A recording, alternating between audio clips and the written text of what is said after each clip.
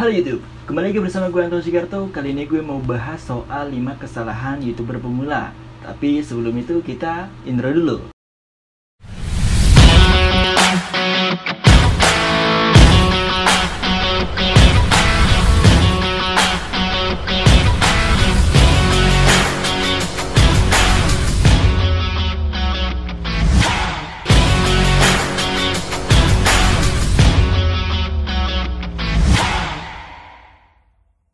Banyak sekali orang yang ingin menjadi seorang YouTuber.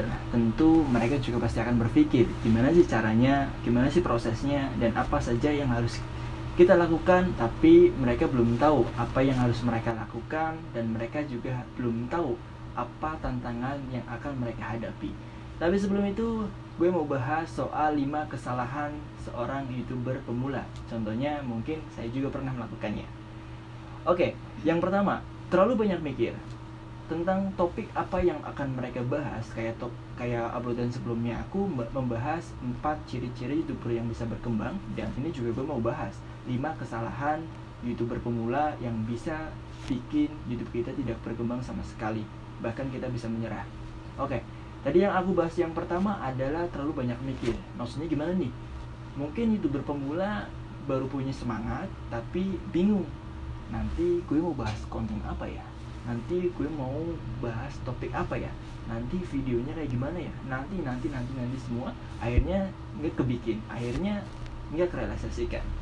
Tentukanlah dengan cara yang mudah saja. Kalau kamu punya kebiasaan, kamu punya fashion, tentukan dari situ. Kalau kamu punya fashion traveling, bikinlah YouTube tentang traveling. Kalau kamu punya fashion tentang vlog, bikinlah video vlog. Kalau kamu tentang fashion, tentang desain, bikinlah YouTube tentang desain. Dan itu akan mempermudah kamu, dan itu tidak akan membebankan kamu dalam memproduksi video-video kamu. Maka dari itu, jangan kebanyakan mikir, tentukan dari sekarang. Yang kedua, terlalu idealis tanpa menutup mata kondisi market. Contohnya, saya pribadi pernah di akun ini juga pernah akun yang seperti gado-gado. Maksudnya gimana?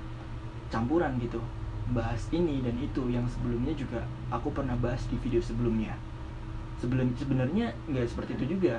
Kita itu penting, kita akan menentukan video seperti apa yang penonton kita inginkan. Contohnya video ini, video pembahasan soal YouTube, ternyata nggak tutup kemungkinan bahwa pasar kita atau penonton kita lebih menyukai, karena mungkin sebagian dari orang yang menggunakan akun YouTube juga mereka ingin menjadi YouTuber dan menghasilkan uang di YouTube. Jadi kita nggak bisa menutup kemungkinan dalam hal seperti itu. Kita juga harus tahu gimana pasarnya. Kalau kita pasarnya ternyata malah justru pembahasan YouTube ini yang lebih diminati, maka kita konsisten di situ. Tapi ternyata vlog kita yang lebih diminati, maka kita juga ke pasar di situ. Itu bisa terjadi ketika kita memberikan salah satu riset di video uploadan kita. Itu nggak masalah juga, kamu bisa mencobanya juga. Yang ketiga adalah merasa sudah jago. Jadi seorang YouTuber pemula itu kadang merasa lebih jago, sudah jago, dan tahu tentang market ataupun sebagainya. Contohnya kayak saya juga pernah seperti itu. Tapi ternyata kita juga harus belajar lagi gimana caranya untuk bisa menaikkan viewers, gimana caranya untuk bisa menaikkan subscriber, gimana caranya untuk penonton kita balik lagi kepada nonton kita, kepada video-video kita. Terus gimana lagi? Banyak lagi gitu. Jadi jangan merasa sok jago, karena itu akan menutup pikiran kita untuk tidak berkembang.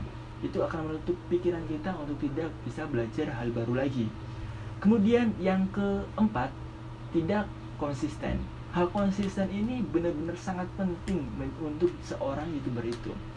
Kadang YouTuber pemula juga menyerah ketika sebelum sampai ke titik 1000 subscriber mereka menyerah. Sebelum ke 4000 jam tayang mereka sudah menyerah. Padahal belum tentu.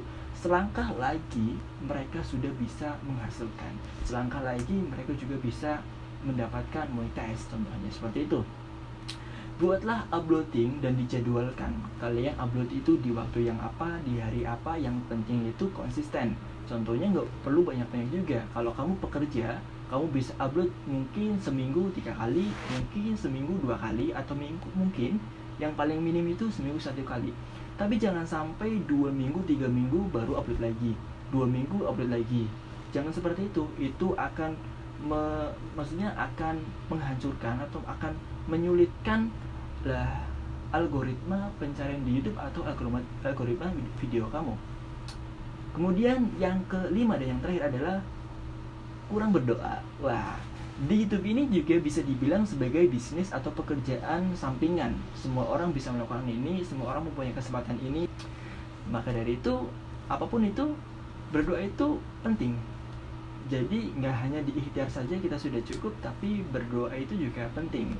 Tentu hal ini juga akan saya rekomendasikan bahwa ketika kita sudah terjun kepada dunia YouTube, kita juga harus berdoa gimana caranya agar Allah, Tuhan kita, bisa membukakan ide kita, bisa membukakan kreativitas kita, dan bisa memberikan kesehatan kepada kita agar kita bisa selalu produktif dalam membuat video-video kita di akun YouTube kita.